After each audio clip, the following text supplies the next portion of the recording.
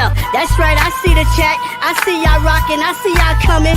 Hit that like button as you enter the building. You know what I'm saying? Hit that like button. Show your love. Show your support. You know what I'm saying? This that dope soul. This that new thing. Nobody don't know about it.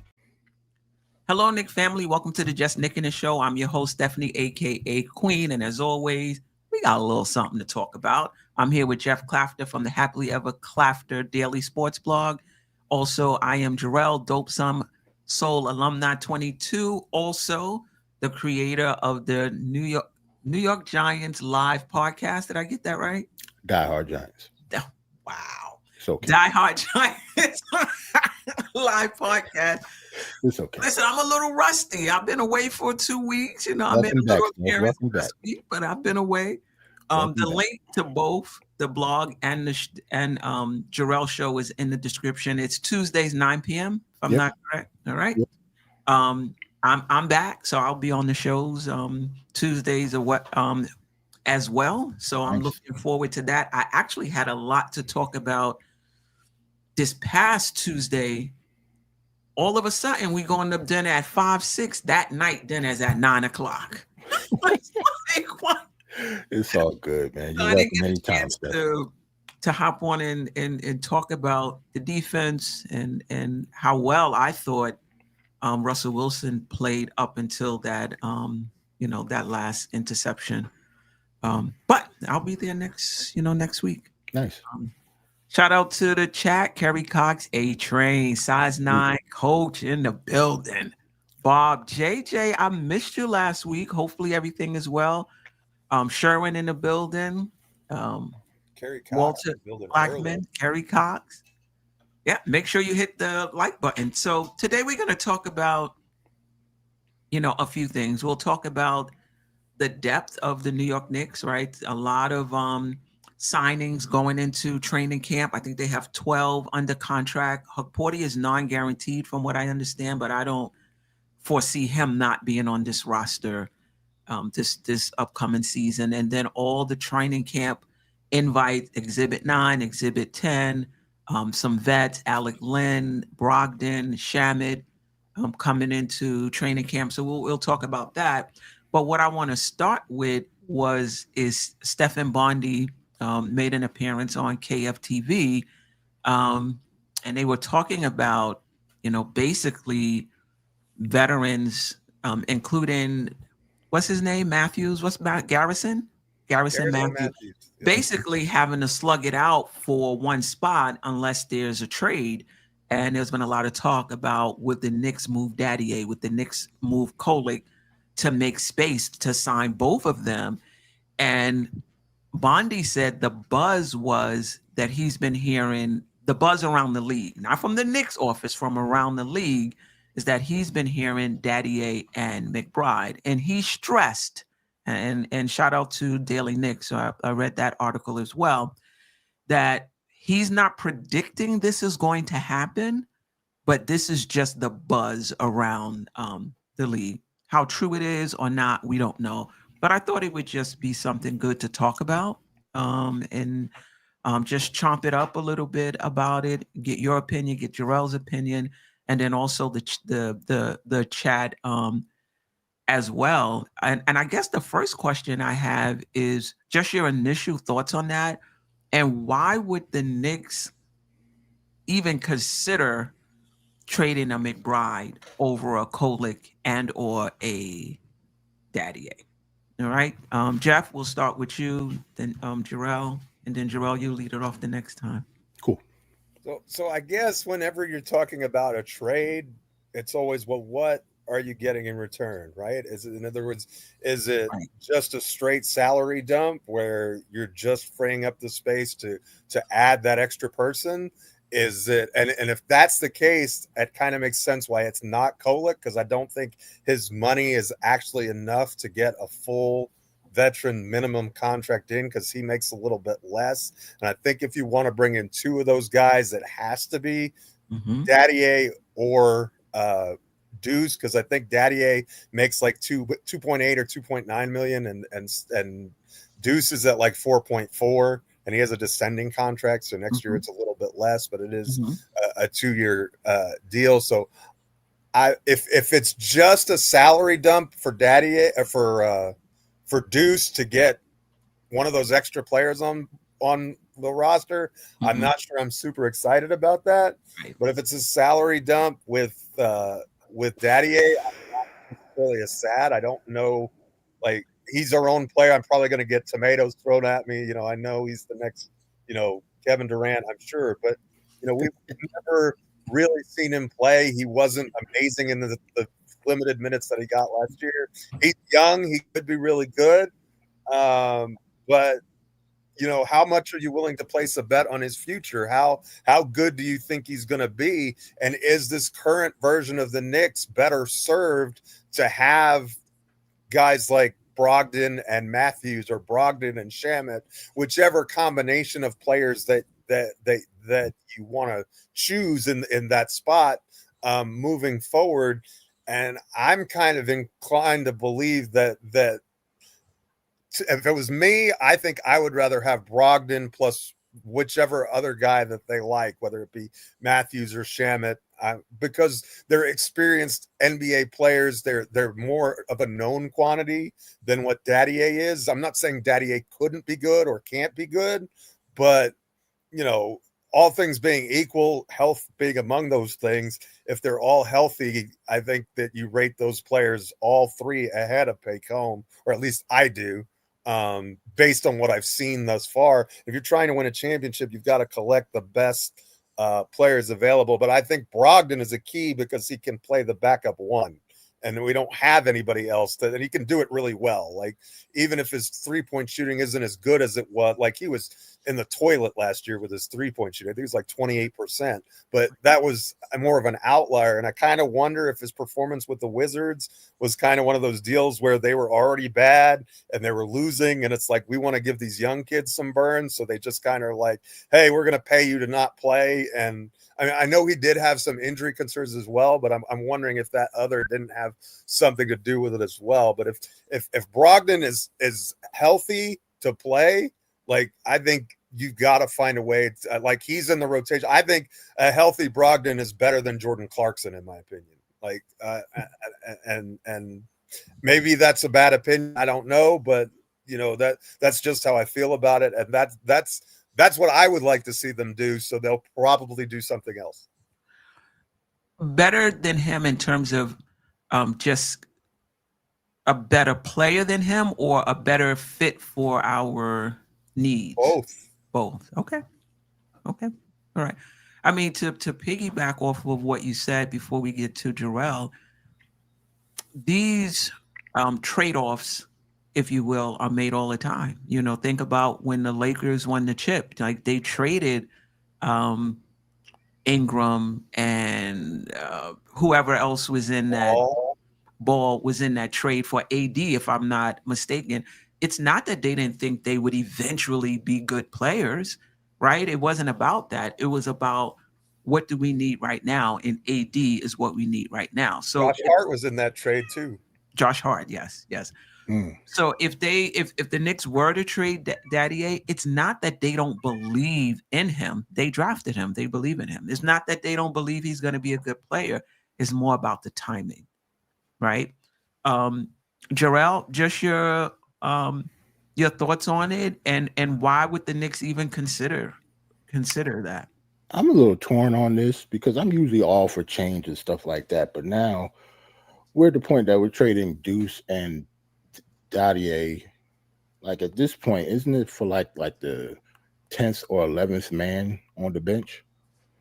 Like, it's not like for somebody that I think that's going to get minutes. Like, if we do trade both of them are young and both of them are cheap enough to keep, to me. Like, I guess we didn't talk about the Brogdon move, because remember that came right after our show. So that's true. Like, I didn't even give my opinion on the Brogdon move. I'm not as excited as I think a lot of people are about Brogdon. I haven't been a fan of Brogdon for a while.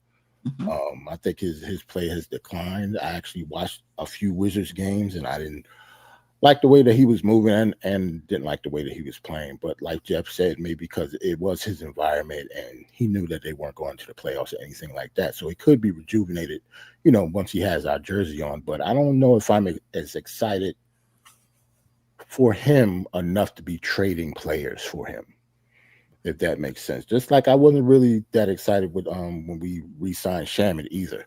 I think Brogdon would get more minutes than Shaman. Like Geoff said, he's going to play the backup one. That's why he's valuable. But I still don't think that I would be excited about trading both of those guys just to keep Brogdon and somebody like Matthews. I think I'd rather just keep Deuce and Dadier. Yeah. If it's possible. I'm sorry. If it's possible. Of course. I'll read the super chat after. Yeah, I'm kind of mixed on it as well. I agree with Geoff though. I think the Knicks need a floor general. And I think that's different than having somebody in the second unit that can kind of sort of run the offense. Like, can you get away with McBride and Clarkson running the second unit? I think you can get away with it. Would the Knicks be better with an experienced floor general? Yes, and I think so. Not just running the second team, but also playing with Brunson, depending on how Brogdon's defense is right now, right? True. Playing with Brunson so that Brunson can really play off the ball. I think him playing off the ball, he can rest because he's not on the ball all the time. He can show his skill set. I think he's pretty good off the ball. And him playing off the ball also gives the Knicks lineup versatility, playing on and off the ball. This is what all of this depth is doing, actually, is giving the Knicks lineup versatility. And if it's Brogdon or even someone else who can handle the ball, but that's even more lineup versatility. So that's why I'm a fan of it. So that being said, which Brogdon are we talking about? So if you told me that the Knicks were trading McBride and Dadier for a decent, you don't have to be top of the line, but a decent shooting guard and a healthy 6'4" point guard that can move, where Brunson can truly play off the ball, I would be all for it. I would be all for it. The only reason I'm hesitant is about the health of Brogdon, right? Like if this was Brogdon 3 years ago and a Shaman or someone, similar, I would be all for it. Because as much as I appreciate what Deuce does, his point of attack deep, he's our best point of attack defender. I mean, if you trade him, that's opening up another hole and creating another question mark on an already questionable defense. So I get that. But I just feel that Deuce, besides that, is another player that has to be set up. Like he's at his best, in my opinion, playing off the ball. Those lineups are good, even if he's not shooting well. The lineups are good, at least on last year's team. But you don't get that lineup versatility. Brunson can't truly play off the ball when McBride is in the game. So if we could trade him for someone who's healthy, stout, can hold that position down and truly be a backup, I would be all for it. I'm just not quite sure how healthy Brogdon is. If he shines in preseason, that answers the question. But I think it's more about not necessarily holding on to Dadier and McBride for me, but the pieces you're trading them for, are they healthy, stable pieces? I guess is where I am with it. I think for me, real quick, I think it's kind of like the Ben Simmons thing for me. I think I like the idea of the player more than the actual players themselves that we got or in the search of. Like, I like the idea of Brogdon, what he brings to the table more than what I saw from him recently. Got you. Yeah, that's fair. Shout out to Jason Benjamin, always rocking with us and support. Appreciate you. Any trade that is using Daddy A for salary dump just to sign injury-prone Brogdon or Shamet to me would be malpractice. He's a potential starting wing. You know, Jason, he is. He is a potential starting wing. But the Knicks are trying to win a championship right now. When he becomes good, the Knicks could be a lottery team at that point, right? The Knicks can be past their championship prime, basically, or past their championship window may close by the time he's a potential starting wing. So I guess that's the question also. Holding on to potential that's going to, yield results, let's just say 3 years from now, and getting players that can help you lock this championship down this year. It's a tough call. And the Knicks aren't the only one that's had to make this call in history, right? Look at Gilgeous, Shea Gilgeous, Alexander. When that trade was made, it wasn't like they didn't. I don't think they thought he would be this good, but it's not like they thought he would be a terrible player. It's just that the players they got back fit their need at the time. You don't want to, or I guess I should ask Benjamin, the chat. I guess I should ask you, Geoff. Is that a trade-off you're willing to make? Or do you feel that your championship window is just as good holding on to Daddy A to blossom later and not signing those players? Like, your chances are just as good. I don't really see all-star Daddy A. Like, maybe it's there. He didn't shoot the ball well in his rookie season. When he did get that, he's like a 31% three-point shooter. Not great. His defense was very good at times. I will say that. So I think he's got potential on that end of the floor. But my question is, do you have time to let him simmer and cook? And and the other question is one that's a valid one too. If he's not getting any playing time, does he develop? I tend to think that you can. I don't think you have to have court time to develop. I don't think that's the only way you can, but I don't, and it depends on the player and the player mix, but if you can unload Daddy A and get a second round pick for, I'm just saying, then, and you get to keep two of those veteran guys, I think that adds to the depth of our roster. And it doesn't have to be Brogdon. Like, I personally like the idea of Brogdon. As Jerrell said, I'm not sold on the current version of the player, but here's a guy who was, I should say, a legitimate lead guard in his time, so he can do that, and that's a skill that nobody else on the team really has. He's 6'4". He's got decent size. He's not an amazing defender, but I mean, he should have been 7th man of the year instead of 6th man of the year 2 years ago. But it is what it is. Hey, he owes us as far as I'm concerned. So let's get him in here. And look, if he's making the vet min and he doesn't pan out, so what? Like, I mean, it's not a huge deal as far as I'm concerned. Now, I would prefer not to trade Deuce in that transaction, just because I think Deuce is more of a rotation piece now.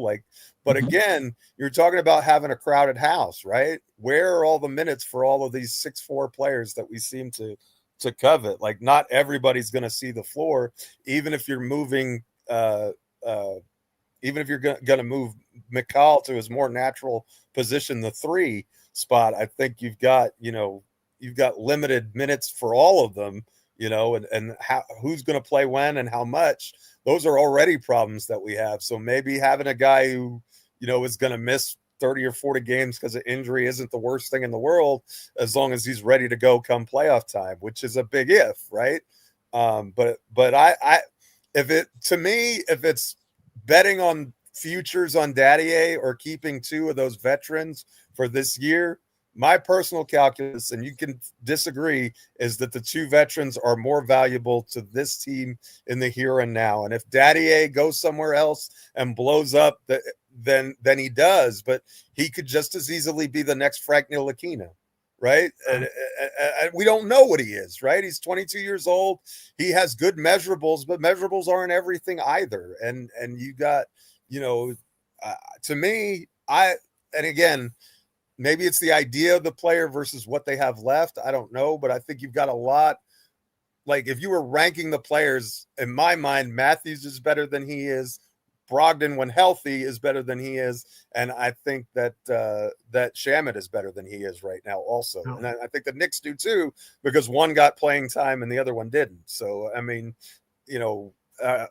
are we just going to hold our potential, we're going to hold the clamshell hoping that it's a pearl inside, or are we going to, use our assets to their maximum and maybe get a future draft second round pick out of it, which can be more useful than a first round pick sometimes, because you can sign them to that rookie exception that gives you more flexibility.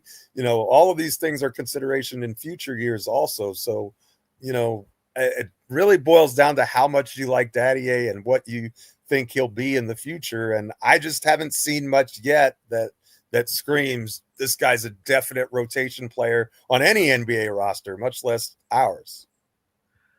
But I don't think that, I think it would be Daddy and Deuce, right? I don't think it would be Daddy's salary alone would be enough for us to sign both of them.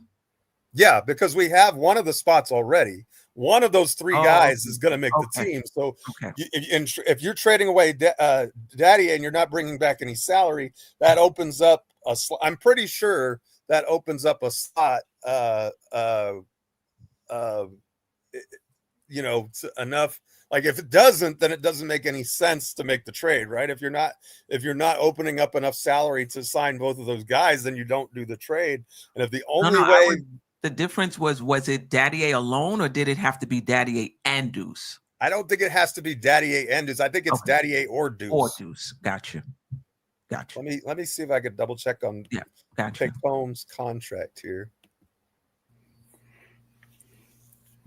Yeah, if it is Daddy or Deuce, I think there's still a question to be had though. Would you rather keep Deuce, who can help you right now, and like Steph said, he's the best point of attack player on the team, or do you bank on the future in Daddy?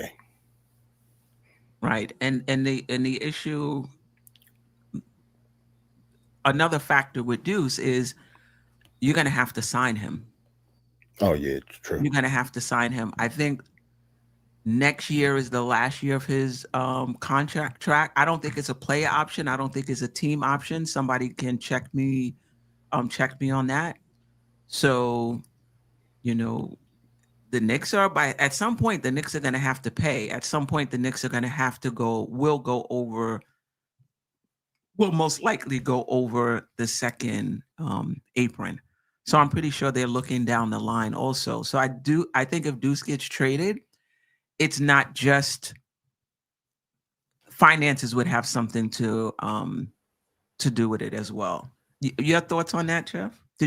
So Pickholm makes $2.847 million this year. I think that's a salary cap hit. So that should be enough for us to get without adding both. Deuce is under contract for next season, and then I think he becomes unrestricted after that, is my understanding. And his salary does go down next year. He's got a descending contract. So, I wouldn't use McBride in this case. Like if it costs us McBride, I don't think that makes sense to me. McBride is a rotation player. And so to move out one rotation player just to bring in a guy. Okay. Yeah, you're breaking up. You're breaking up. I think what he's saying to move out one rotation player for a player that might not be in the rotation, Geoff, is what you said? Yeah, it could be. It could be, in other words, we don't know what version of Malcolm Brogdon are we getting, right? And if he's your 15th guy, then that's not a problem. If you get rid of a rotation player then all of a sudden he or Shamet or whoever has to, I would think has to step up and become that. And I don't know that either one of those guys is reliable in that aspect or not. I mean, it could be. I mean, you'd have to see, but so that's why I'm kind of hesitant. Unless there's a significant reason to move Deuce, I probably wouldn't if that's the choice. But if it's just losing Paycomb, I can see the logic in it. At any rate, I'm more willing to do that because he's in the 11 to 15 range anyway, and I think we tend as Knicks fans to overrate our young players anyway. Like everybody's a future Hall of Famer, and then they step on the court, and then all of a sudden they're not. Right? It's something that we always have a tendency to do with our rookies, myself included, because they're ours. We drafted them, all of the feels, all of that stuff. Yeah, that's great, but But I also think that's the issue with Deuce too. I mean, he is a rotation player right now.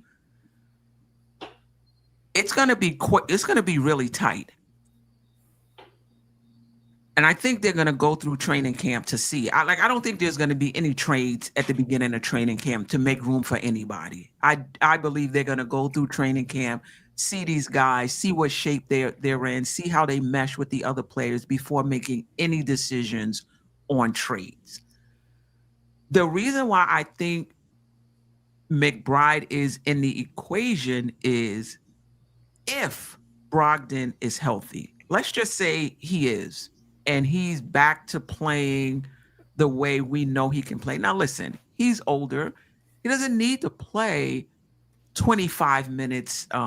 He doesn't need to play 25 minutes a game, right? If he strictly played behind Brunson, to me, that would be a plus if he's healthy, because I think the non-Brunson minutes would be better, in my opinion, with a healthy Brogdon who has experience playing that position. If he's healthy and he's also getting minutes with Brunson, then how much minutes is McBride going to get? If that is the case, given that you also have Clarkson. Now, Shamet, I think, is okay. Even if you sign both of those, I think Shamet may or may not play. I thought Shamet was a duplication anyway. When you had Deuce, you had Clarkson, you bringing in Shamet. I'm like, yo, we need a floor general, in my opinion. I don't think we need another shooting guard. However, if you were to move Deuce and you have Shamet and you have a reliable ball handler, I would be for that, because I don't think the minutes are going to be there for Deuce if Brogdon is healthy and can play 18 to 20 minutes a game. The other factor is money-wise. At some point, the Knicks, unless they do some finagling every year, and maybe they will, at some point they're going to go over the second apron. Deuce is up for a contract as well. So I think if he is moved, I'm not saying he will be, but if he is, that would probably be part of the calculus as well. Not just so we can open up space for these two guys, but also we're going to have to pay him after next season. So I can see the case for both McBride and Dadier. It would help if we knew if Brogdon was going to be healthy and able to play 18 to 20 minutes a game. That would really help this conversation. Do you have any idea what type of contract Deuce would get? Like, what's the chances of us even re-signing him? Jerrell, the fan base, in my opinion, is split on Deuce. I think there are some in the fan base who are extremely high on Deuce, who thinks that he's going to command a high salary. You don't want to lose him for nothing. I appreciate Deuce, in terms of what he brings and just how he fought his way from like the back at a rotation, to a rotation player. I have a lot of respect for that, but I still see him as a good point of attack defender who's a pretty good shooter. I mean, if you look at it, it was really 1 year where he shot really well out of his 4 years. Who really can't play make for others or himself consistently. I'm not saying he can't attack a closeout. He can. But he's better when, he's better playing off ball. He's better when others are setting him up. So I, for one, don't see Deuce, for example, getting a $10 million, even a $10 million a year contract. But I could be, I could be wrong. I don't see that just given this CBA, but I know the fan base is very split on on Deuce, and some of the fans are extremely high on him. And when we had Lord Scientist here, what did he say? We was talking about Giannis. He said, under no circumstances am I traded Deuce McBride. So, yeah. So for me, I'm not super high on his ceiling or super high on him, but I respect and understand what he brings to the team. Okay. I think you made a good point, though. Team control is a big deal, right? So he's under contract this year. He's making a little under $4 million next year, but then the following year, he's an unrestricted free agent. So that means that you may only have him for you know what I mean? You have zero player control after that. And you know how Leon Rose loves player control. It's like crack to him, right? He wants that to be able to, because that cost certainty is important, right? And I don't know that Deuce McBride is the player the Knicks would want to go into the second apron for. You know what I'm saying? I'm not sure. Like, if it was me and I'm Brock Aller and these folks, he's not the guy like, okay, I'm willing to, restrict my team to all this stuff so that we can keep Deuce in the rotation. I don't mean that as a slight to him. I just, when you're weighing the balance, I just find Deuce a little bit lacking from that standpoint because, he's a rotation player, but he's not, he's not a starter, and so do you pay a non-starter? Like I've seen 3 years, $24 million. Do you pay him $8 million a year? I don't want to do that. I don't want to be the one writing that contract. Even if it's 3 years, $18 million, I'm not sure I want to be the one paying that contract. But, I actually think that the market for guys like Deuce is the one that's dwindling in the current CBA, and that guys like Deuce are the ones who end up getting the veteran minimum because teams aren't wanting to give them those types of contracts because that kind of production is typically replaceable with a vet minimum guy. And I think that's just the way with the new CBA that it's headed. I think giving a guy like him an $8 or $10 million contract is a luxury most contenders can't afford.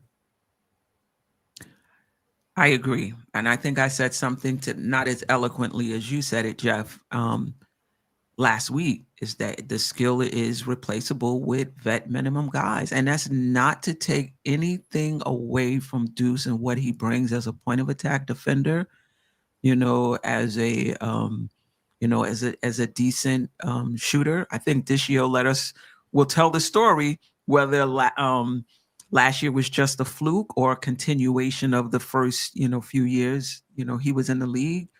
And I'm not discounting how the Knicks lineups last year were better when Deuce was in the lineup. I said this earlier. They were better. Even when he was in there with Brunson, that was a small lineup. Those lineups were better.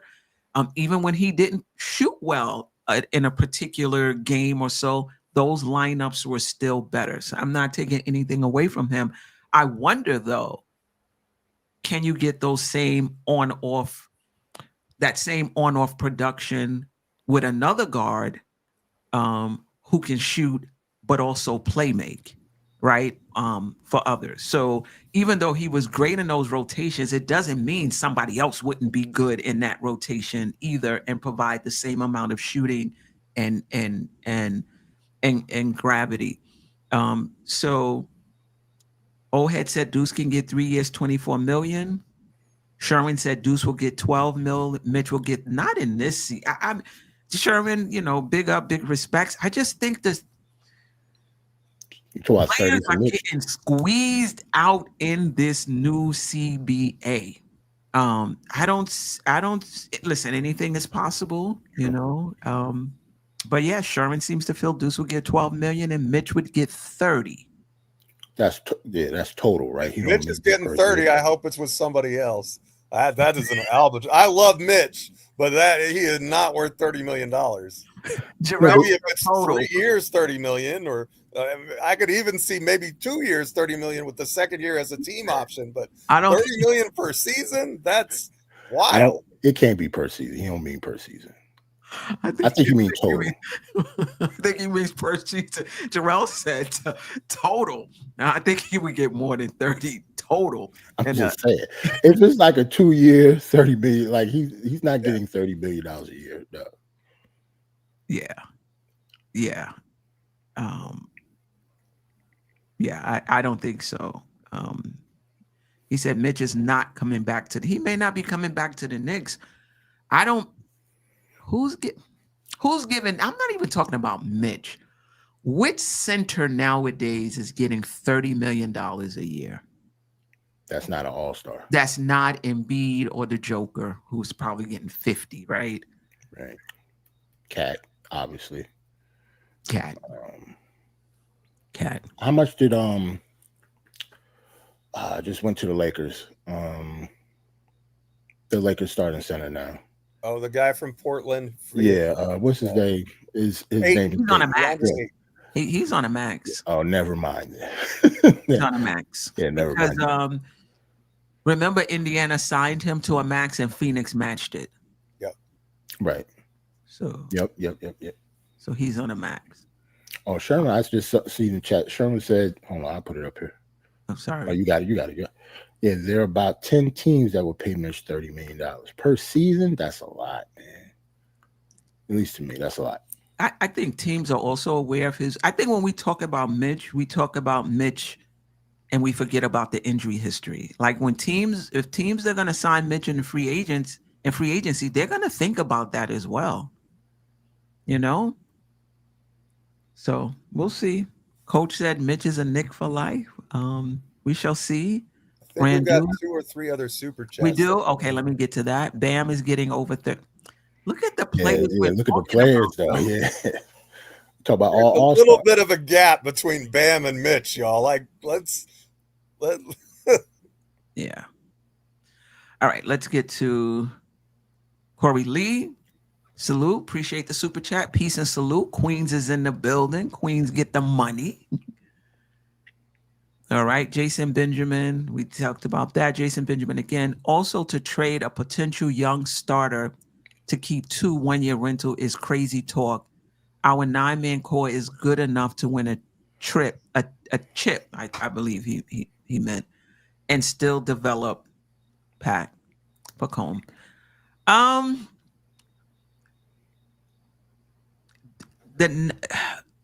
9-man core is good enough. I would agree. It doesn't help to have insurance. It doesn't help to have injury protection. I think one of the things we don't talk about in terms of having a point guard behind Brunson, we just talk about the second unit, but we don't talk about what if he gets injured? Who moves into the starting unit now as the starting point guard? That's a very good question. Last year was Deuce. He didn't do badly either. He did not. He did. He wasn't great, but he we won games when Brunson was out. Not as many as we did when he was healthy, but we were okay. But Bridges stepped up and took on the primary initiator role a lot more during those, if I remember correctly. I think Bridges really stepped up during that time and gave us a little bit of a replication of a point guard during that time. Yeah, he did. Bob, appreciate the super chat. Pacome is a backup 4. is a backup for OG and Bridges. What is Brogdon? Brogdon is if he's healthy, is a backup for Brunson, and I don't think Pacome is backing up OG and Bridges right now. I mean, I think the issue is basically now or later. What are you prioritizing? I mean, that's basically what it comes down to. Are you willing to give up a possibility for another possibility, right? Until we get through training camp and know what Brogdon brings. But it comes down to, are you valuing the players that can get you to chip right now, or someone who's probably going to take maybe another 2 years to become a starter, if at all? So we have to choose between a maybe and a we'll see. That's not a good place to be in. Jason Benjamin, if we can trade JR and Dante, Deuce can go as well. That is true. Fact. That is a fact. Close your ears, Wiz. I know. Wiz about to call up. Jason Benjamin, appreciate the super chat again. Also, Daddy A is a natural backup to Mikal and OG. But don't you think Josh Hart is going to be playing more 3 with all these 2s that we're bringing in? Yeah. Yeah, he ain't going to have no choice. I mean, I think that he's going to be in the equation as a backup 3 also. So where are all the minutes coming from? Like, I don't think Hart's minutes are going down to 0. I think he's still going to – I think Coach Brown is going to love Josh Hart, and I think he's going to play a lot. And if that's the case, what position is he playing? You know, some of it is, you know, depends on what the starting unit looks like, obviously. But, you know, if you're starting the 2 big lineup, that means Josh Hart coming off the bench, right? And then I still think he ends up finishing games, even if he does come off the bench. So, I don't know that there are minutes at the 3. To be honest, I think between OG, Hart, and McCall, that takes up all your 3 minutes, because you brought in Yabusele to play the 4, and he's going to be getting minutes, right? And he's going to be playing the 4 and the 5, and the big man rotation is Mitch, Yabusele, and Cat. And so those 3 are going to be running your 4 and 5 mostly, with OG thrown in probably at the 4 some.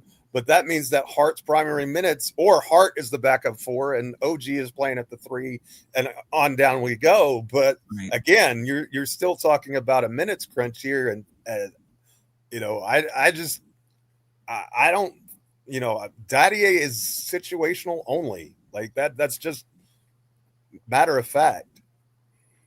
I keep on forgetting about Yabusele. Yeah, Dadier not playing. I forgot that he was on the team. Like, I keep on forgetting, maybe because I haven't seen him yet. But yeah, just because of that alone, Dadier doesn't have a place on this team. Yeah. In terms of significant rotation, right. I mean, I thought when the Knicks were at 9 and they were looking for that last spot, and we had this show maybe a few I don't know, weeks ago, about not even signing the 10th guy, letting that be 8 to 12 minutes to bring along a Kolick or bring along a Daddy A or whoever they were high on. I mean, it's hard to bring along, in terms of rotation minutes, 2 and 3 young guys. You bring along one, play them 8 to 12 minutes. You're not putting them in a position where they're the primary backup to Cat or the primary backup to Brunson. Like, that's significant. But, you know, they're the 10th guy. They're playing 8 to 12 minutes. They're getting their feet wet. If they play well, great. If they don't, great. I mean, it's fine.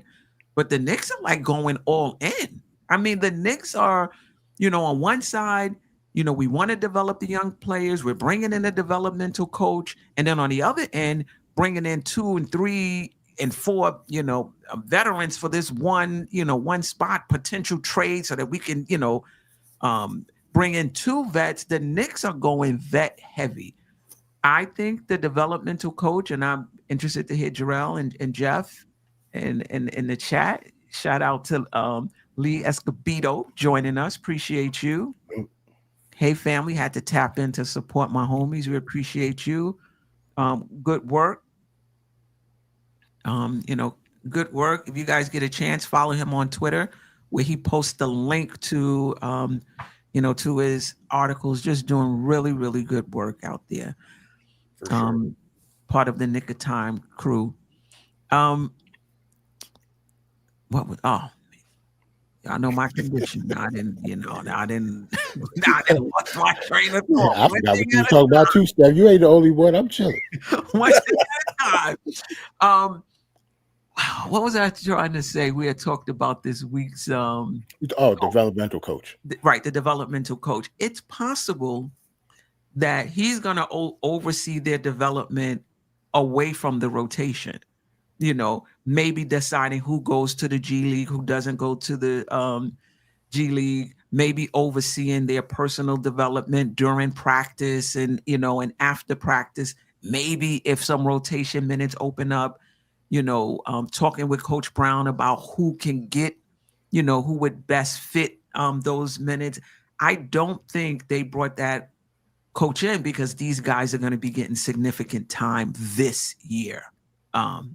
In my opinion, I think it's because they won't be getting much time and they want to still see them develop behind the scenes. At least that's. And remember, you've got two-way contract players, and we're going to have 3 of those, I think. So you could be bringing on developmental coaches because of those two-way contract guys, right? It doesn't necessarily have to be the guys, the second-year guys who we're not sure what they are yet. And to me, like, let's see what they have in training camp. In other words, give me the best 15. I don't think we need to be tied to these guys just because we drafted them. If the guys ahead of them that are veterans are better, then they deserve the roster spot. As far as I'm concerned, I don't think we should. You know what I mean? I don't think we need to, have the kiddie pool league at the end of our bench. If you have injuries, you want guys who can step in and play. And I think last year, one of our weaknesses was that we did have these guys that you couldn't really rely upon or play. And we did have some injuries. And it was like, well, what do we do now? Like, the answer was shorten the rotation. Part of that was Tibbs. But, if Tibbs had people they thought he could trust, he would have played them too. Do any of you know anything about the new coach? Like where he was at before? No. I'll look it up because I don't even know his name. I didn't know that we hired a developmental coach. I have his look it up. I believe he was the coach for, I want to say, St. Joseph's. I'm not he actually recruited Josh Hart when he was at Villanova. He and Josh Hart but I don't remember his name, but yeah, he was the Villanova connection there. The head coach of St. Joe's, that's who they hired? He's a developmental coach? Yes. Oh, okay. I did see that. Yeah, he's actually the head coach of St. Joe's. They were good. They rebounded under him too. They played well. He did a good job when he was there. How you steal a coach right before the season start like that? That's crazy. But I didn't know he was the developmental coach. That makes sense. He's coming from the college ranks. So, yeah, that might be a good thing. The old head coming through in the clutch. Thank you, bud. My man. Yeah, that's what's up. Oh, he was with the Sixers. Okay. During the process. I don't know if that's a good thing or a bad thing. Coach Brown will be playing 9 to 10 players, all veterans, not the youngsters. Only Huck Porty has a chance if Mitch gets hurt. Jason Benjamin says Daddy A can get minutes this year, backing up the 2 or 3. He can defend and his shot is pure. He can cut to the basket and is athletic. Watch his tape from the season. Like nobody is doubting his skill set. Jason Benjamin. Nobody is doubting his skill set. But if you look at the roster, whose minutes is he? Like there's already backups at the 2 and the 3. So in order for him to play, that's going to be less minutes for players who are better than him right now. So are you taking minutes from Josh Hart? So Daddy A can back up the 2 or the 3? Are you taking minutes from Clarkson so he can back up the 2 or the 3? Are you taking minutes from McBride so he can back up the 2 or the 3? Like, who are you taking minutes from so Daddy A can back up the 2 or the 3? And just giving him minutes when those guys ahead of him are better. So I would not have mind if the Knicks didn't bring all of these veterans and he had that 10th spot and he was playing 8 to 12 minutes a game. I would have been okay, would have been okay with that. But the Knicks are not okay with that. Like, the Knicks are basically saying this is the year. Mike Brown is basically saying, let Mike Brown, I mean, I don't know him, but I'm sure he's saying, don't bring me in here telling me I have to win the chip this year and then telling me I also have to play young guys significant minutes backing up the 2 or the 3. Like, if you're bringing me in now and you're telling me I have to do it this year, I need the best roster possible to make that happen. Right. And plus, it's pretty much put up or shut up time for Pacom Dadier anyway. Like, we got a new coach, so if he could crack the rotation, now is the time for him to actually prove it in training camp. Like, we got a new coach. Like, everybody should be on a clean slate, at least supposed to be. But yeah, like, if you're gonna prove that you can get minutes, prove it to the new coach. Like, we'll see during training camp.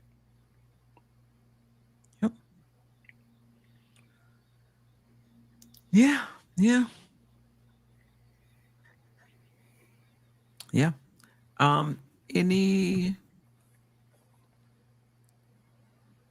Anything else on that? Because I do want to talk about your thoughts on the Knicks depth overall, and just kind of revisit the conversation on whether or not you two think the Knicks need a floor general or can get away with McBride or Clarkson, because I think that kind of feeds into the conversation of whether or not the Knicks are feeling pressed, right? If they feel like we can go either way, I don't think they're pressed to make this, to make a trade. But if the Knicks really feel like they need a floor general, I think I feel like not having a floor general behind Brunson is a weakness, particularly if he gets hurt.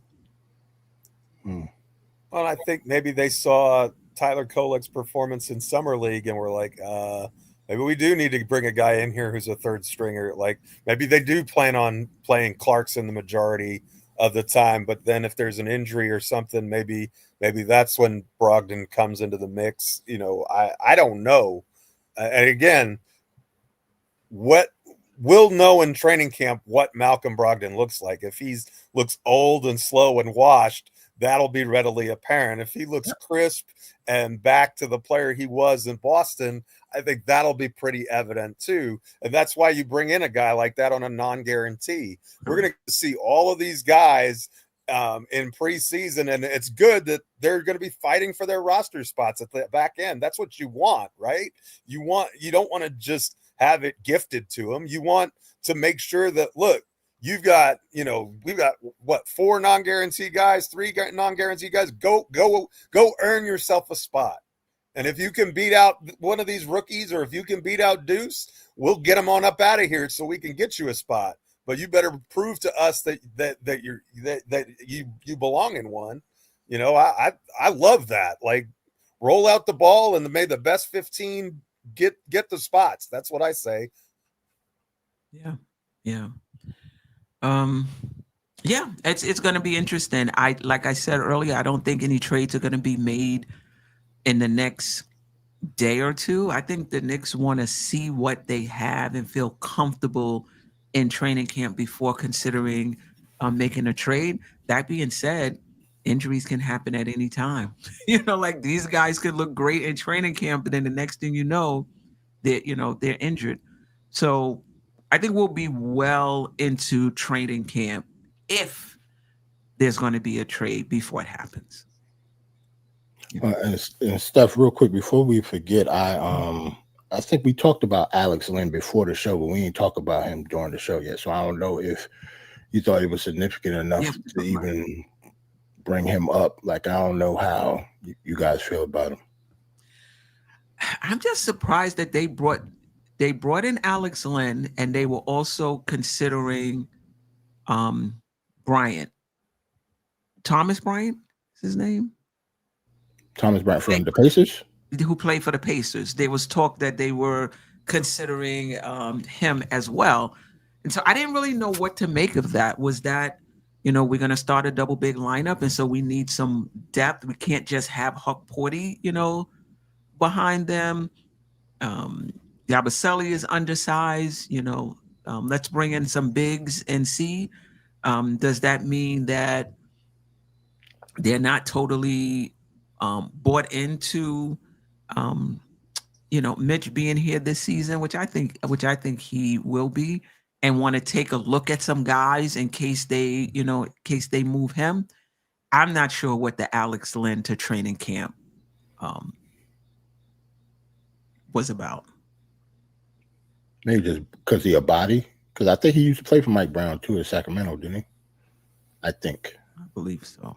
I could be wrong though, but to me, it seemed like he's just a camp body. Yeah, I don't think it's somebody that he played for Mike Brown. Okay, I don't think he's going to make the roster though.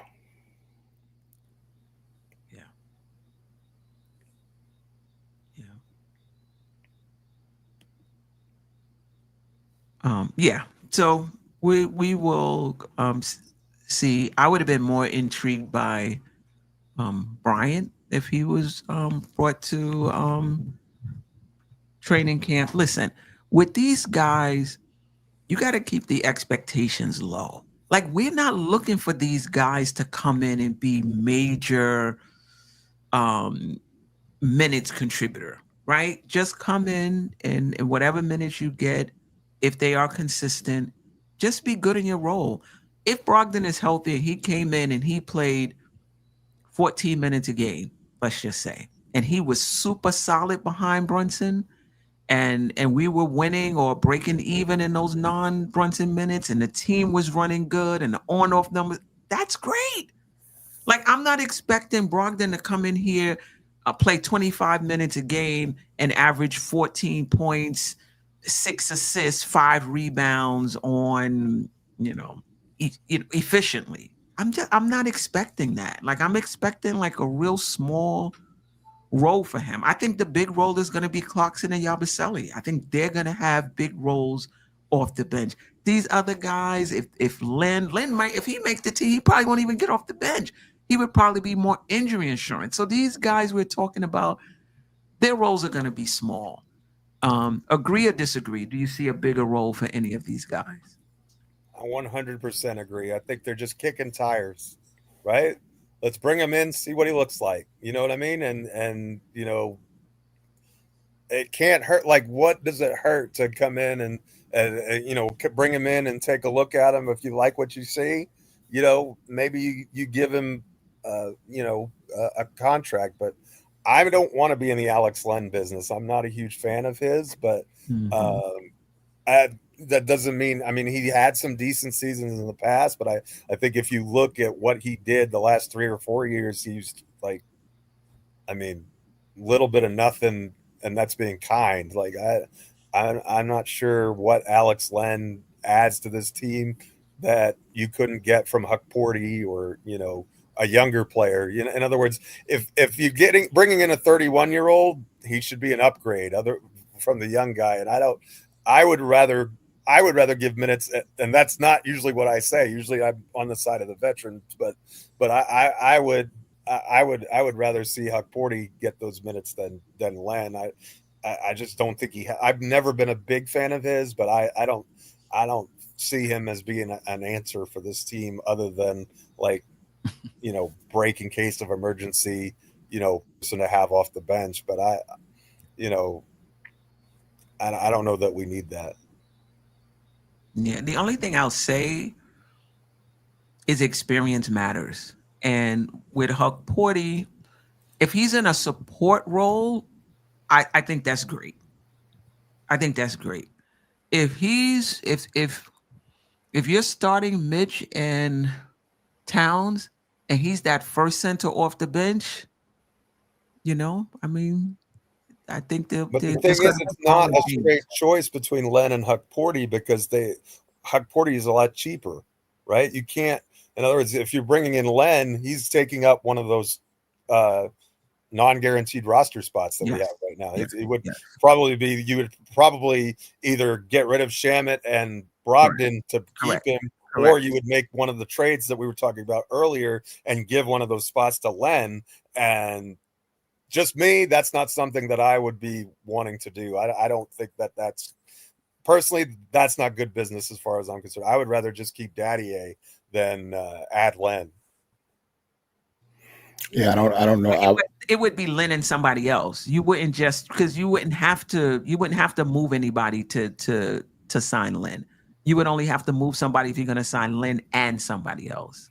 Right, but if you're going to keep Len as your last if he's the contract you're going to guarantee, that means no Shamet, no Brogdon, no Matthews. And I think Shamet, Brogdon, and Matthews are all better players than Len. And so I agree with that. That's all I'm saying. Yeah. Yeah. I was just looking at Alex Len stats. He hasn't played over 50 games since 2020. Ooh. Because of injury, or just because he's just not a rotation player? He's an end of the bench player. I mean, both. Like, he's handful of starts. Yeah, I don't think he just hasn't been productive in the league. But I'm not sure if he was injured or not. When he played for Sacramento, was he how many games a year did he play then? The first year that he was there, he only played in 39 games and started 10 of them, 16 minutes per. But then after that, it actually goes down. The next year, I actually think he probably had to get injured because he only played 26 games. And then after that, Sacramento, 48 games. And then after that, last year, he played 46 total. He got traded from Sacramento to the Lakers. So he still hasn't played in over 50 games since 2020-21 season. Yeah. Shout out to Latoria B. These are great problems to have. What a time to be a Knicks fan. I'm excited to see it all come together. Yeah. Yeah. So am I. So yeah, that's all I have. Is there anything you guys want to talk about? Anything anybody in the chat wants to talk about? Oh, we had another super chat.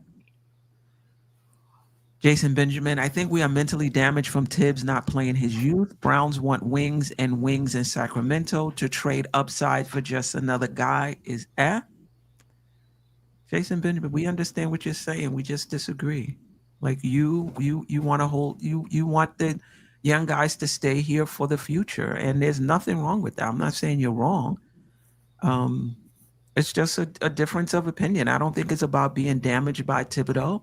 I think it's about understanding and being around long enough, and you may have been around long enough to see that teams make these trade-offs all the time. The now for upside, right? The Lakers did it. The Clippers, was it the Clippers or OKC? The Clippers did it by sending Shea to OKC. Along with 8 million draft picks to get because they wanted, who was it? Paul George, yeah. Because they wanted it happens all the time. It happens all the time, but I hear what you're saying in the sense that these aren't prime players that you would be giving up. Can I ask a question? Honest evaluation. What do you see in these young players that we have? Like, how much legitimate rotation NBA promise do you think these guys have? Like, I know it varies from person to person. I know a lot of people in the chat are super high on these guys. I haven't seen anything from any of them that screams this guy's an NBA rotation player. Any of our young guys. I don't think that about Kolik. I don't think that about Huck Porty. I don't think that about Pacome Dadier. So to me, like that's why I'm not so beholden to them. I haven't seen anything from these guys other than the fact that we drafted them that says, yes, I definitely envision, based on what I've seen, that these guys are rotation players. Not that they couldn't be in the future, they could be, but right now, I don't see them as that, and I don't see a huge amount of upside and potential. People talk like we've got all-stars. That was the chat, Geoff, putting you on pause. That was Jason Benjamin. I got that country time Wi-Fi on tonight.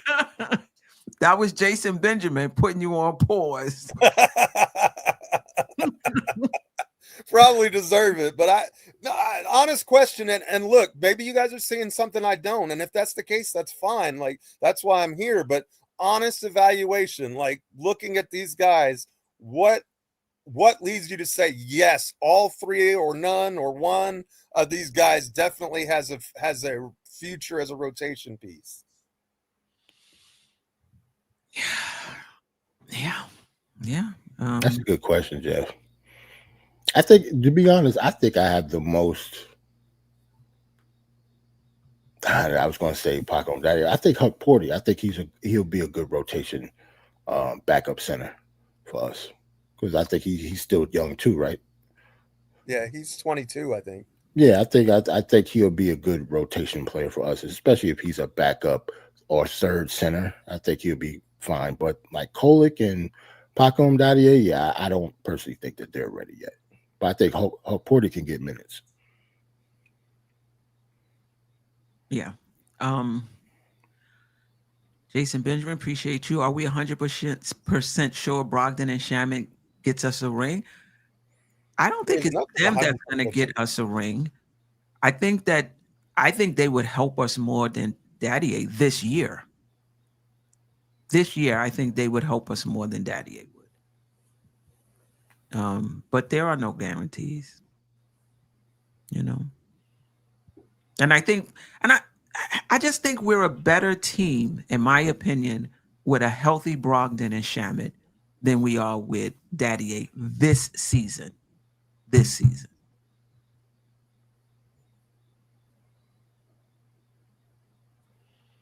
All right. But a lot of dissenting opinions, and that's great. Size 9. Kolick is the most NBA ready player we have drafted since Shumpert. Wow. Okay. I mean, I think he does have an NBA ready skill. I don't know if he's the most NBA. I don't know if he's NBA ready, but he definitely has an NBA.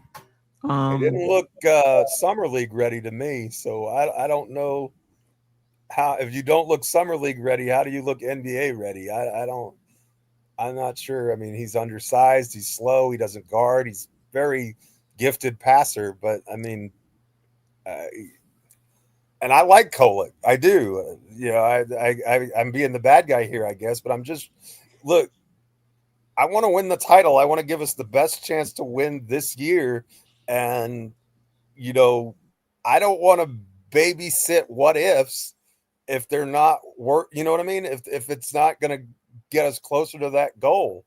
And maybe one of those guys is, and I just don't see it. And that's fine. I'm wrong all the time. And if they come out and they ball out, I'll be the first one to say, hey, wrong again.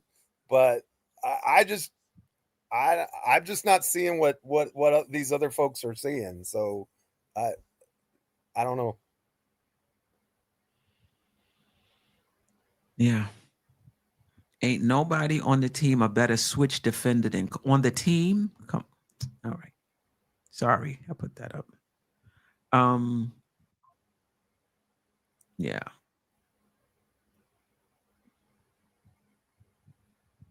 Yeah. Anything else? We're not taking calls today. I got I'm usually off on Friday. What you were gonna say, Jerrell? No, you just got another super chat from Jason. Okay. And salute to Jason for the night for all the super chats too. For sure. How do we know they are what ifs is my question.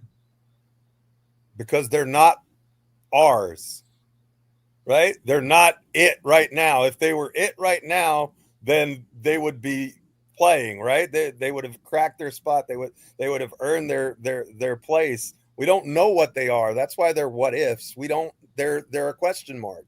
We hope that they're good. We have no guarantee that they're good.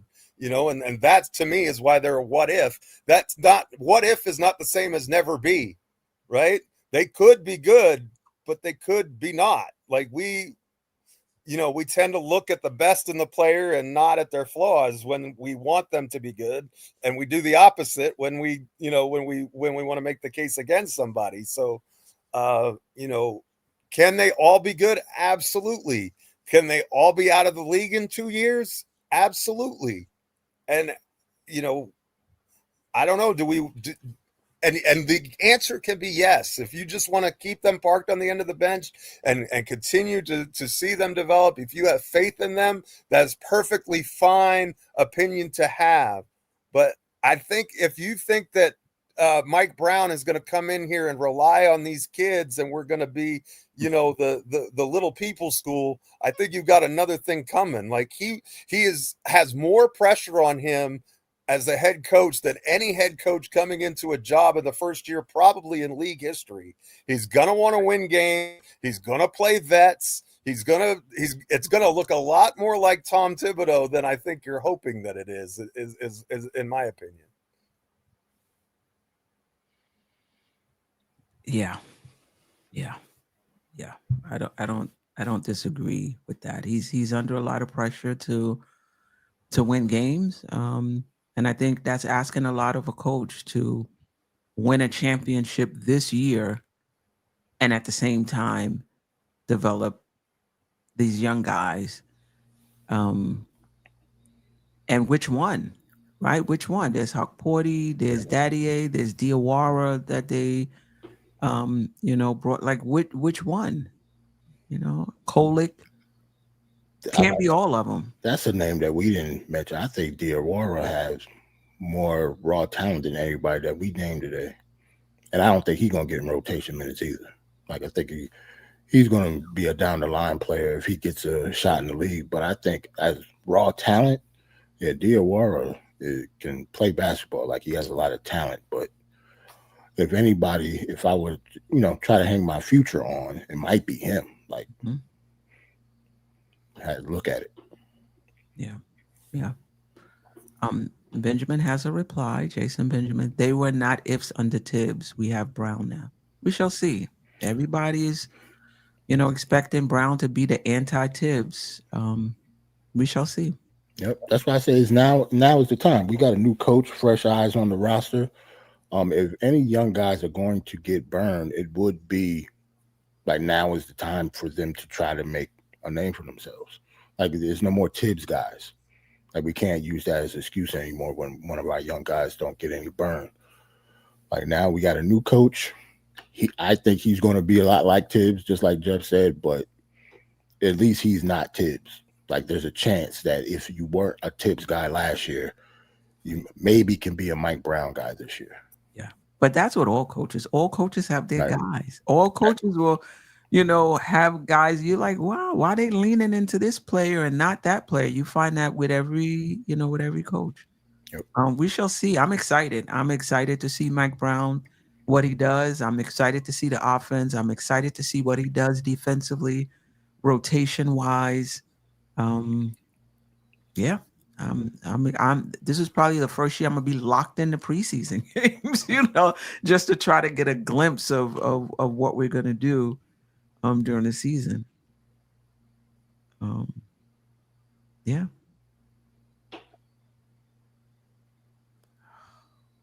This conversation has taken me back to when I first entered the content creation community, when we had RJ Barrett and the young guy, and it was actually more appropriate then, right? Playing the vets over the young players when the Knicks aren't going anywhere. What are we doing? But now this is like a championship year, and it's still some of that same hint of we should be playing the young guys so that they can develop, down the line. Yep. We've been doing this since 2022. Steph, we Listen, still play the kids. You know what I'm saying? Play the kids gang is still out there. if you're a rookie and you want a chance and you need support, come to the Knicks. This fan base, we'll be having the championship parade. We'll have a show the next day, and they're gonna want to know why Daddy A didn't play.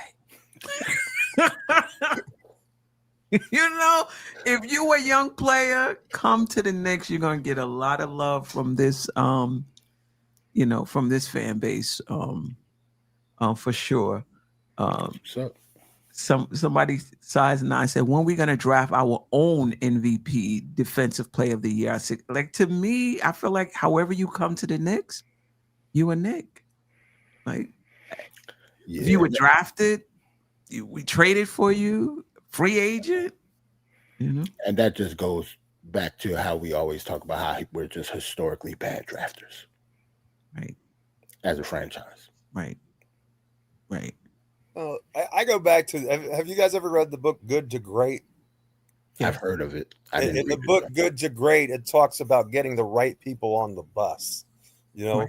Get the right people on the bus and get that flywheel going, because once that flywheel is going, it starts, it's like a perpetual motion machine, and it keeps turning, and it talks about size 9 is talking about being relevant for the next 15 years. Well, that's how you do it. You got that, get the right people on the bus and get the flywheel going. And you know what? There's no, like, it'd be great if we could draft MVPs and 6 men of the year and all this stuff. They don't grow on trees, and they certainly don't come with labels on their forehead, right? You don't ever really know, like, number 1 picks bust all the time, right? I'm talking first overall. Like, what's Anthony Bennett doing these days, right? He was a first overall pick. Michael Olowokandi, another one, first overall pick. There's a bunch of them out there, and many of them have been successful, but and yeah, you look at the Joker, and he was picked in the 2nd round, and the Thunder did an amazing job, but that's the exception rather than the rule.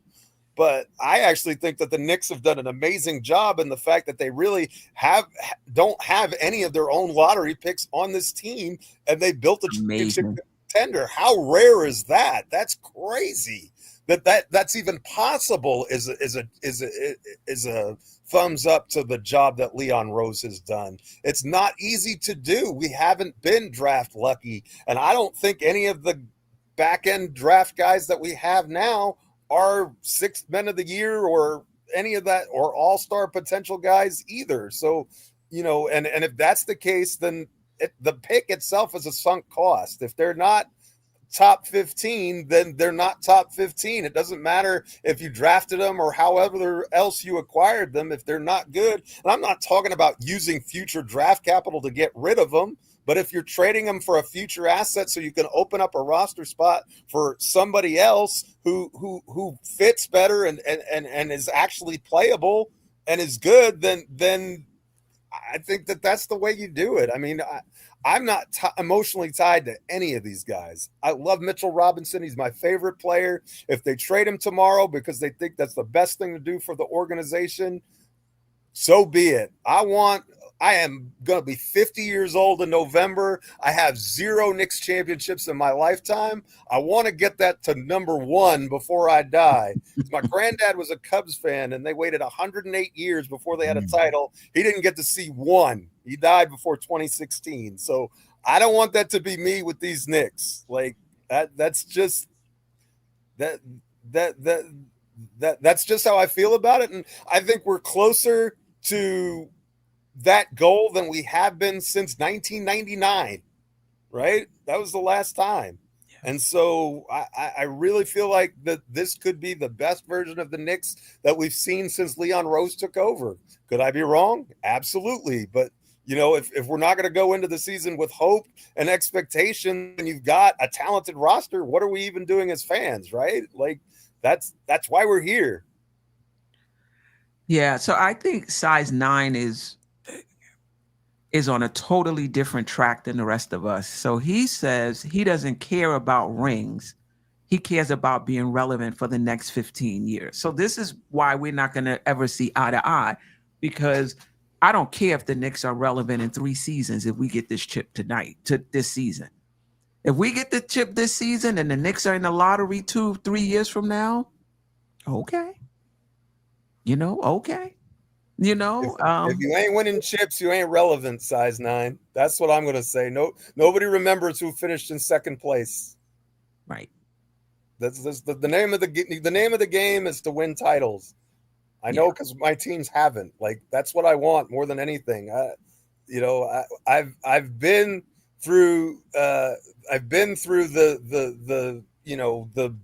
beat of the second round of the playoffs every year in the 90s. We did that. And was it fun? Yeah. Was it fulfilling? No. Give me that ring.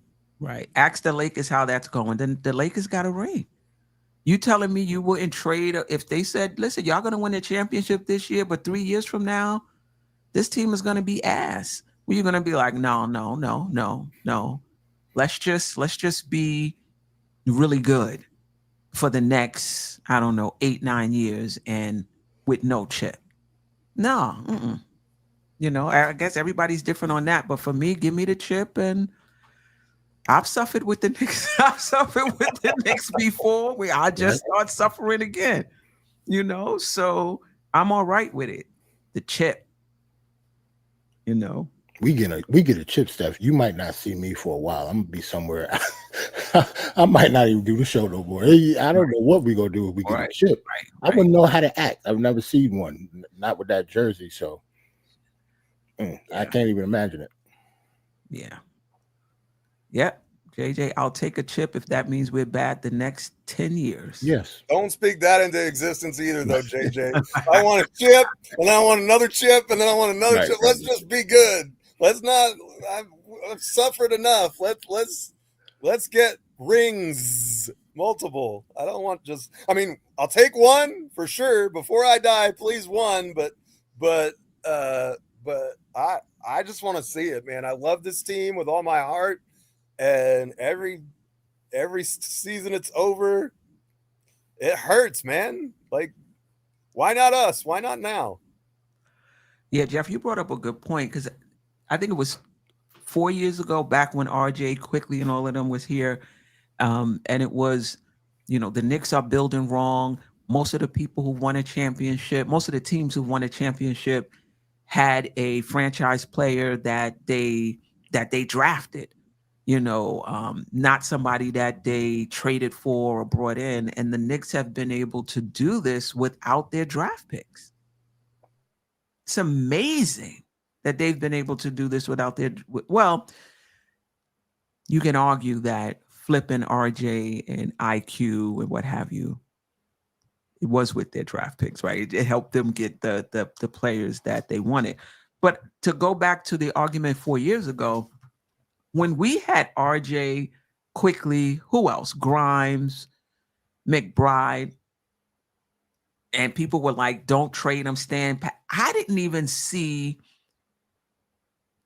really good players in those guys that the Knicks, remember somebody had came up for trade and people were like, no, don't trade Quickly, don't trade this one, don't trade. These guys are going to be star. I didn't see it in them, and they were better than the guys we have now.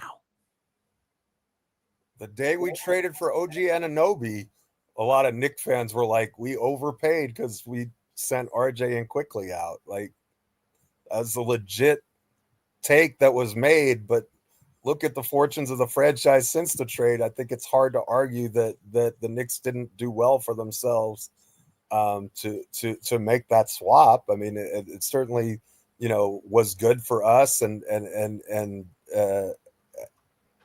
so, I'm not sure. Look, there's not a set blueprint on how to make a championship contender. Championship contenders are compromised. They're all these sorts of things, and you have to be lucky no matter what. And we were lucky because Jalen Brunson came to us on a relatively inexpensive contract, and then exploded into an all-NBA player right before our eyes. That is a stroke of genius luck right there. And so let's turn that luck into something tangible. Like, You know, if last year is the best we ever do under the Leon Rose era, I'm going to be disappointed because nobody in that organization, they didn't fire Tom Thibodeau so they could be relevant the next 15 years. Like, if that's all they wanted, they could have just kept Tom and kept it in cruise control, and we probably see in about the same thing for the next 2 or 3 seasons. They said, no, we want more than that, because guess what? We all want more than that. We want to taste that nectar. We want to drink from the fountain of youth. We want to get that championship. And I don't know if we're closer to it now than we were then. I hope so. Only time will tell on that. But I want to make the moves that I think get us the closest to that.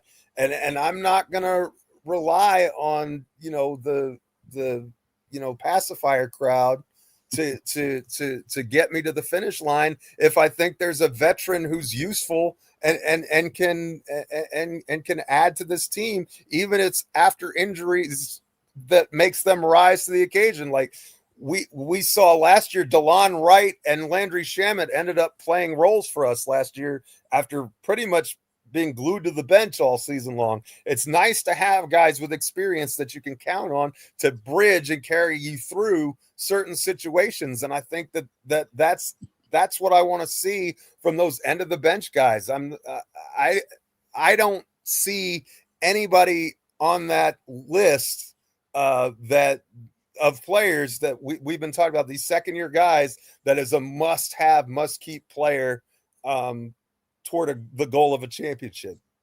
I just don't see it. That doesn't mean that they aren't. That just means I don't see it. Yeah. You know how lucky it is for the Knicks to get good players? We talk about Jalen Brunson. Like an ex-player of ours had to have a child. What is that? like for us to get Jalen Brunson, an ex-player of ours had to have a kid.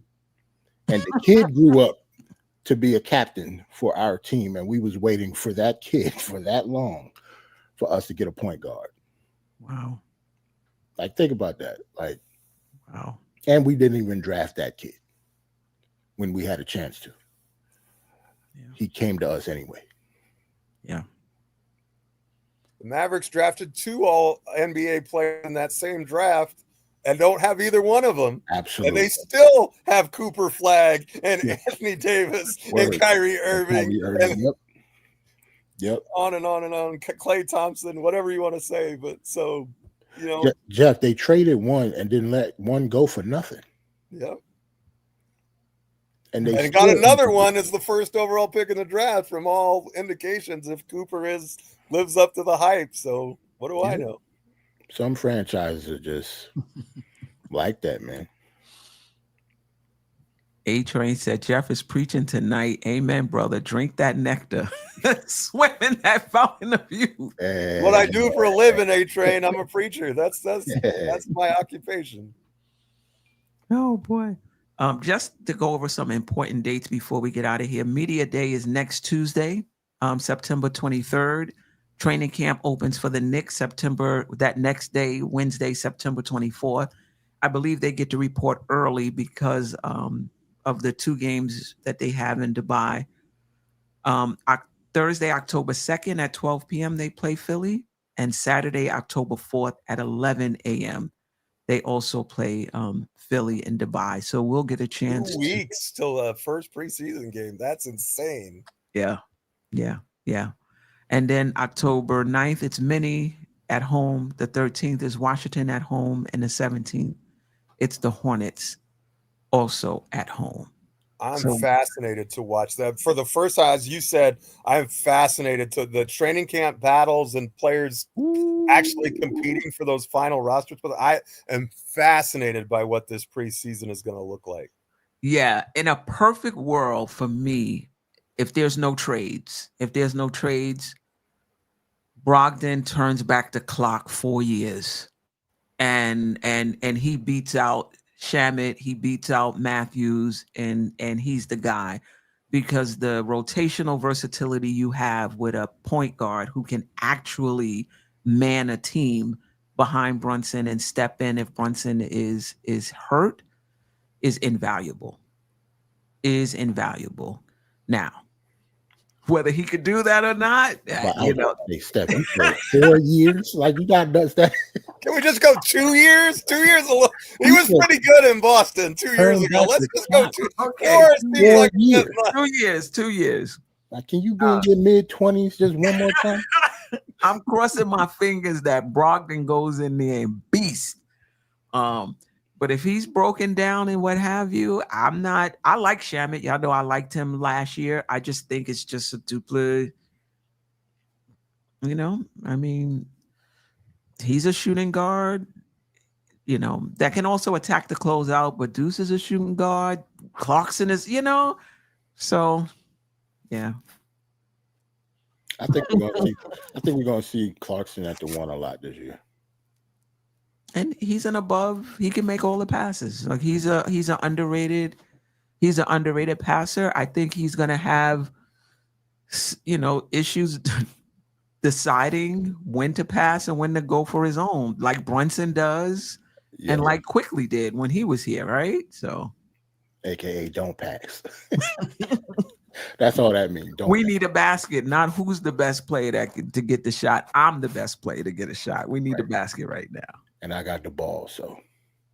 Yeah, that's fair. You have to limit his minutes if you want him to stay healthy. Well, we can do that. Yeah, true. I mean, we're perfectly capable of doing that. As Queen said earlier in the show, even if he just backs up the one spot, and that's all he does, like play 36 minutes of JB and then have Brogdon come in for 10 or 12, I guess. My math is bad tonight.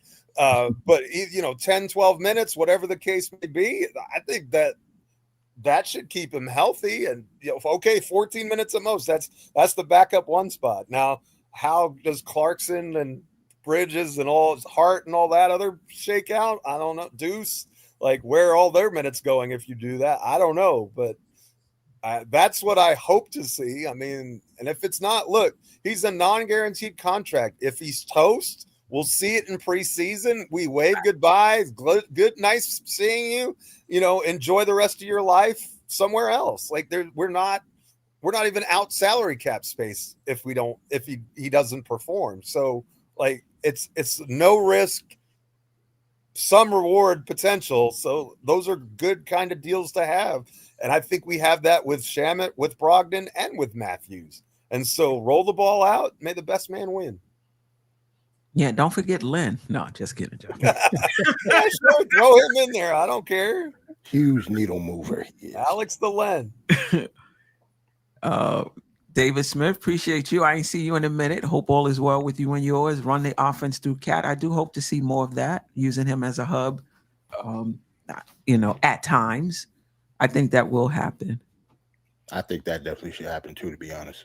I think the offense should run through Cat a lot. Yeah. I would like to see them use Cat the way that the Kings use Sabonis.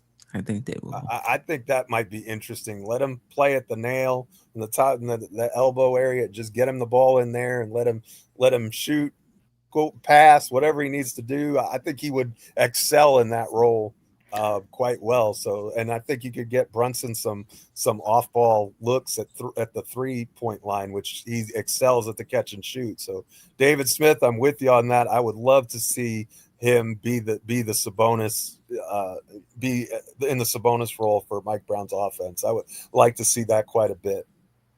Yeah. I think it's gonna be interesting. Brunson, and I don't think it's either or. People saying he has to, pass more. I think he has to read better. Mm-hmm. I want him to be just as aggressive, just as assertive, and just, a few of those shots that he takes over 2 and 3 people, somebody is open. So you could still be just as aggressive, just as assertive, and, find the people that, his gravity makes the defense work. That means people are open. So I don't think Brunson has to change his game. I don't think he has to, come in saying, "Oh, I'm going to be a facilitator," he could still ram it down their throat, because you definitely want him to keep his foot on their neck. The only difference is, instead of taking a shot, you pass it to someone else, but he still has to stay aggressive. I think he could do both. He can be aggressive and get others involved at the same time. I don't think really anything has to change, but the decision making. So we'll see. And having Cat, as David Smith said, and you, Jerrell, you're running through Cat, you're running through Brunson. Everybody should still be involved if you're reading the defense and making the right reads. To be honest, I actually wanted to run through Bridges more too, with both of them on the floor. That's possible. I think he could still do some stuff with the ball in his hands too. All right, yeah. I think we're going to see that. Particularly if we don't have another ball handler on this team.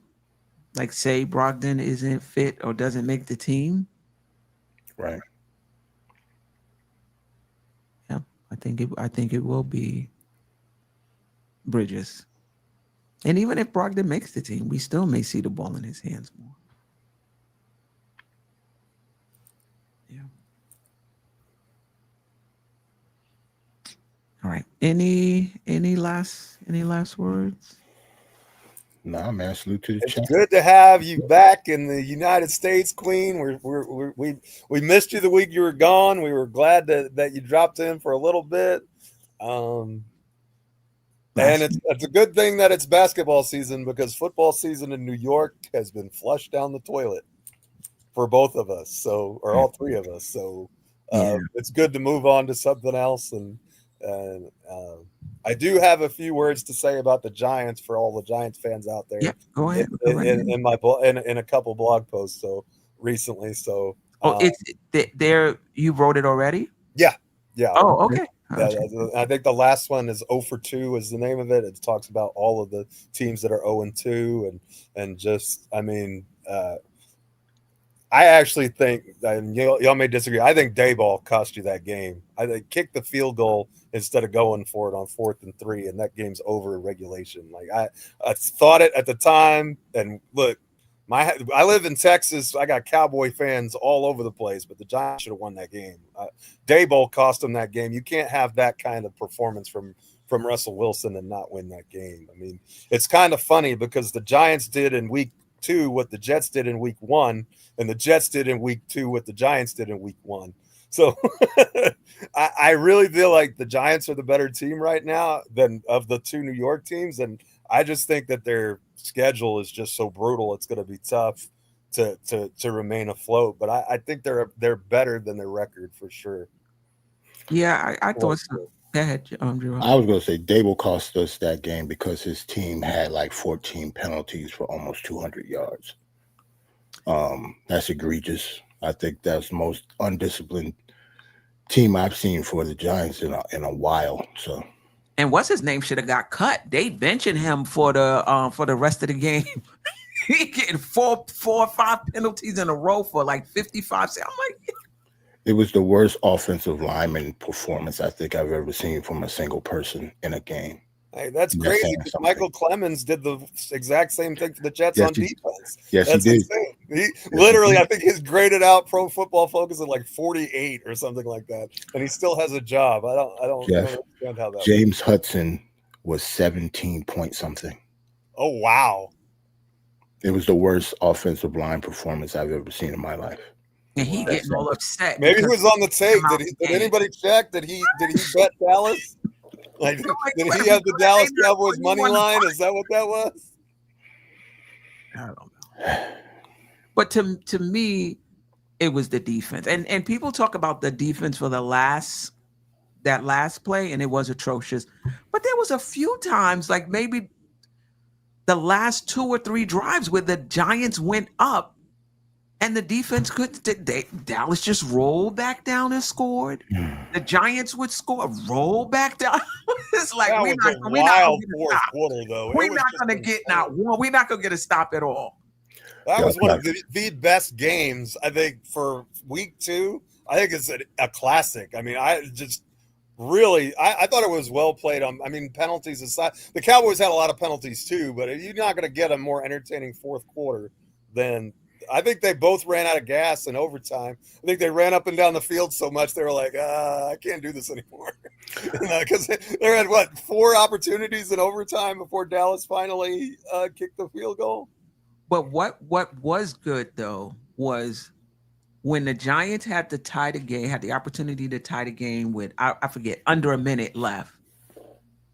It felt good to know that you had a quarterback and a wide receiver. And I said to myself, we got 4 strikes. Like, we actually have a quarterback who could throw it down the field, and we actually have a wide receiver who could catch it.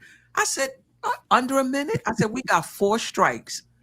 And I think Neighbors is real deal, man. He's awesome. Strike, it was a touchdown. I said, look what I'm talking my shit. I'm in the DR in the sports bar.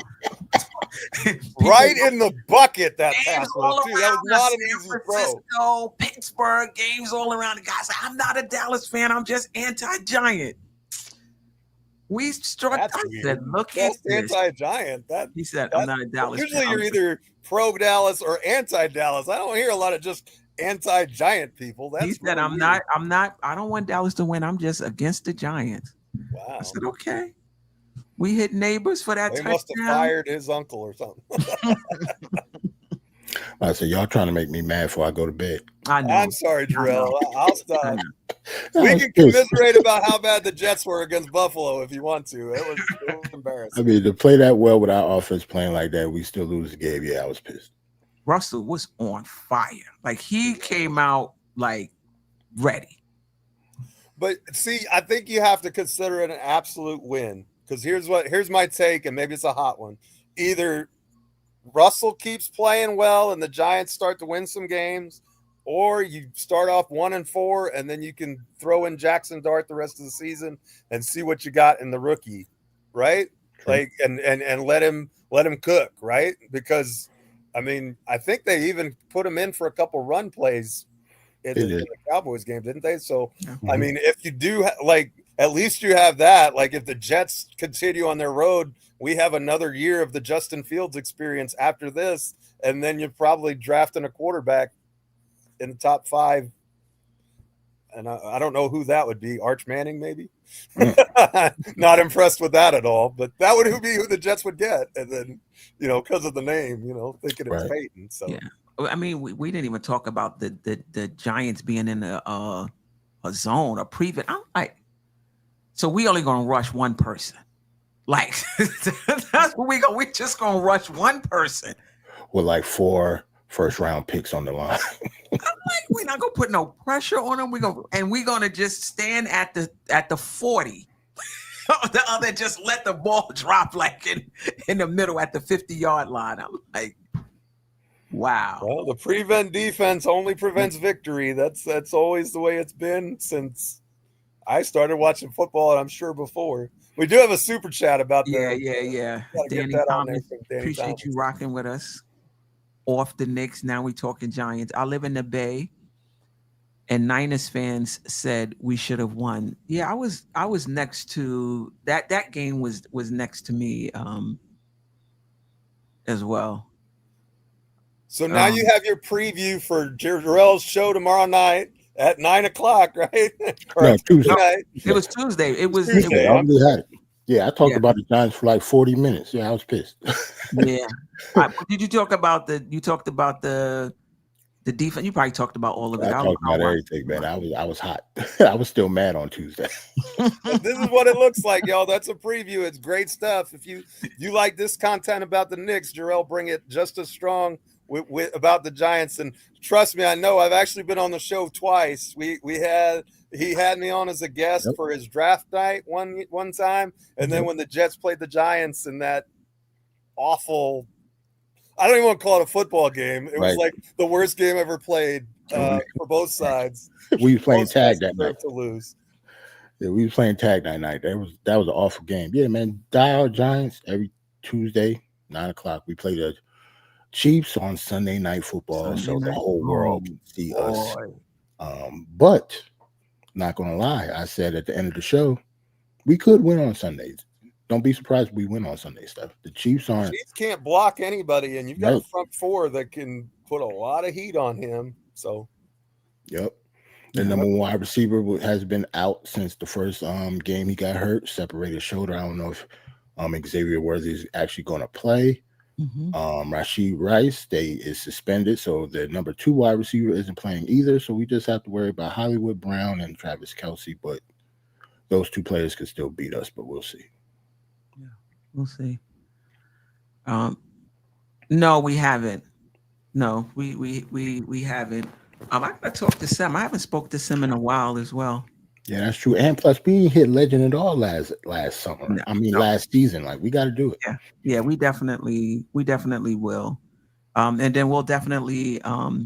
That's on my bucket list. I'm in Texas, but one of these times I'm gonna have to. That would be great. Get some money together and make a trip to New York and hang out with y'all at Legends. That would be glorious. That would be awesome. Yeah, it's a nice spot. Mm-hmm. But yeah. All right, Geoff, Jerrell, I appreciate you. Shout out to Ajay and you two also for holding it down, while I was away. I really, really appreciate it.